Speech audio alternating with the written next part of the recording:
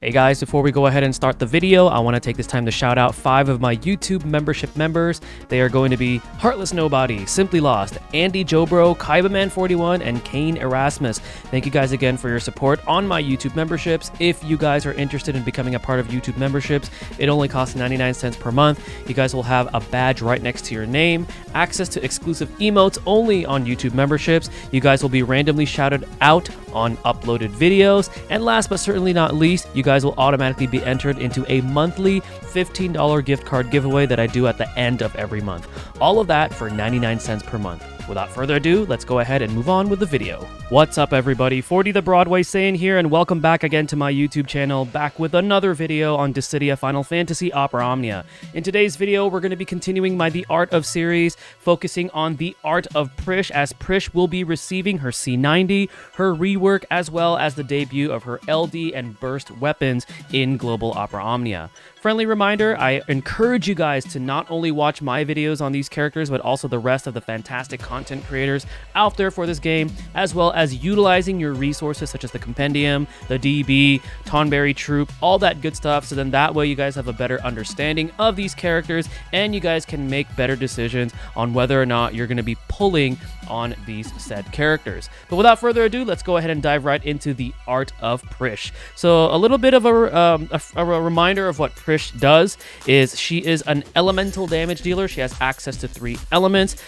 Pressing one of her skills will change the properties of both of her skills, so something to keep in mind that she does that. And overall, she has some pretty solid damage output. She's a damage dealer that focuses on 3 different elements, and she changes the properties of her skills in a nutshell. So her rework, her skill 1 is going to have more total usage. It now hits harder and deals 4 HP attacks. It also does not consume ability use. Her Howling Fist Transfixion plus rework from using skill 1 now hits harder and deals 4 HP attacks. Her Backhand Blow Detonation plus rework from using either her skill 1 or skill 2 now hits harder and deals 3 HP attacks. Her skill 2 rework now has more total usage, now hits harder and deals 3 AoE split HP attacks. It does not consume ability use, has instant turn rate, and does not increase the turn count. Her Howling Fist Fusion plus rework from using skill 2 now hits harder and deals 2 HP attacks.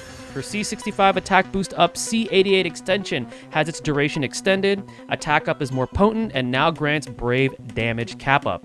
Her EX nullifying dropkick with C85 extension now hits harder and deals 6 HP attacks with splash damage. It now brave refunds after each HP attack except the last. It inflicts fire, wind, holy imperil on all enemies after the first HP attack, and all 3 of those imperils are rolled into 1 framed debuff. Her brand new weapon, LD Aurora Uppercut, deals 1 hit brave plus HP attacks 12 times. That's a total of 12 HP attacks. There are brave refunds after each HP attack except the last one, and it grants her a brand new LD buff called 100 Fists. This provides self-stolen and brave overflow up, brave damage up, HP damage up, and also allows her to deal an additional brave hit when she's dealing a brave hit. And finally, her BT Plus effect, which is also new, allows your party members to deal an additional brave hit after dealing a brave hit, and it gives your party brave damage up, brave damage cap up, and HP damage cap up. Overall thoughts on Prishe: I think she has great damage output with plenty of brave hits and HP attacks across her skills. She also has defense ignore, and her brave damage is further amplified because since she has access to 3 elements, she can drop that debuff, and it allows her to just be able to just hit harder overall.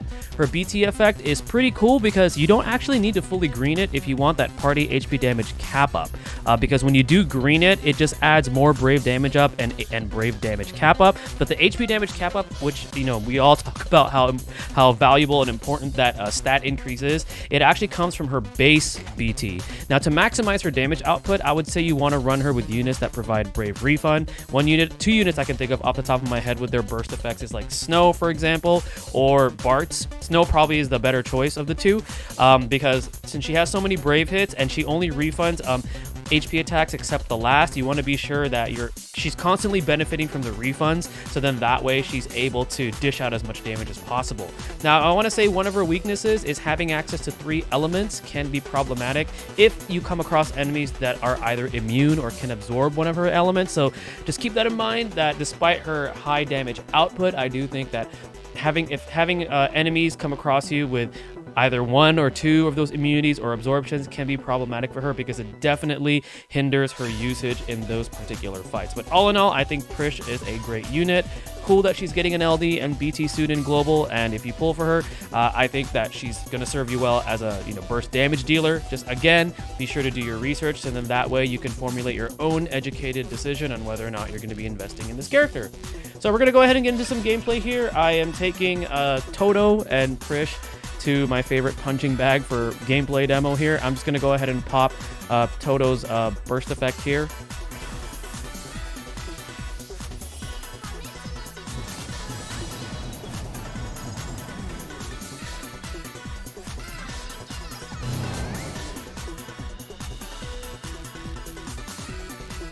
And then what I'm going to go ahead and do here is actually drop the Cypher Call, so then that way we can have another turn with Prishe after we use her burst finisher. So we're going to go right into her burst finisher first. Here we go.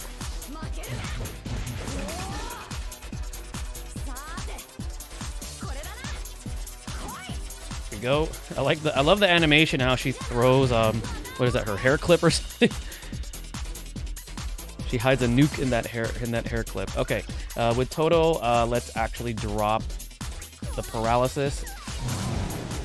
And if you're noticing that Toto is dealing more damage, it's because she did get a rework finally in JP Opera Omnia. Okay, so now what I'm gonna go ahead and do here is just go right into her burst phase. So for maximum damage efficiency, I like to go into skill 1, especially because skill 1 is more of your single target oriented attack, whereas skill 2 is more of like AoE. And then afterwards, I like to press this button next, because this one does 4 HP dumps. And then let's actually go right into LD.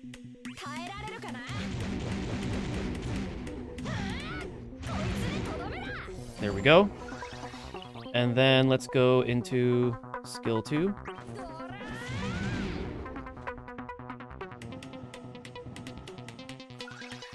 All right. So as you can see, lots of brave hits, and then having that LD buff and also her own burst effect active, is adding those, additional brave hits, which is pretty cool. Let's go into her EX. Actually, what I should have done is actually go into EX first. So go into EX first, and then that way you drop her debuff is what you want to do as far as like skill rotation, if that's something that you guys are looking into. You want to drop that debuff. So then that way enemies are already more, they're more vulnerable to the 3 elements that she wields, which is fire, wind, and holy. All right, so that's pretty much Prishe, guys. A little bit of gameplay there to show you what she's able to do when she receives these upgrades in Global Opera Omnia. Thank you guys again for watching. Hopefully this video helps you guys out in preparation for Prishe's LD and Burst debut alongside her C90 and her rework. This is 40 the Broadway Saiyan signing out. Mahal, everyone.